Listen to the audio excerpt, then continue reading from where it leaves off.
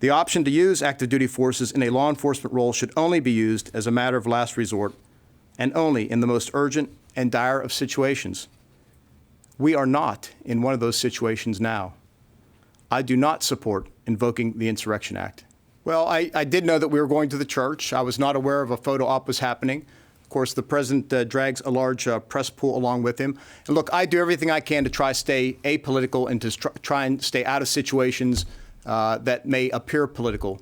And sometimes I'm successful at doing that, and sometimes I'm not as successful. But my aim is to keep the department out of politics, to stay apolitical.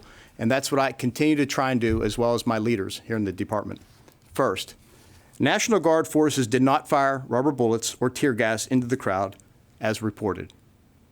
Second, Guardsmen were instructed to wear helmets and personal protective equipment for their own protection, not to serve as some form of intimidation.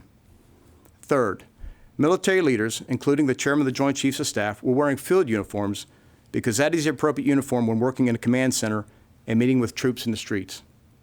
Fourth, it wasn't until yesterday afternoon that we determined it was a National Guard helicopter that hovered low over a city block in D.C.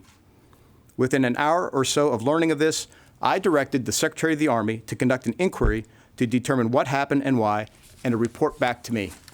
I was not aware of law enforcement's plans for the park. I was not briefed on them, nor should I expect to be. But they had taken what actions I assume they felt was necessary, given what they faced, but I was not briefed on the plans and was not aware of what they were doing. This is a tough time for our great country these days, but we will get through it.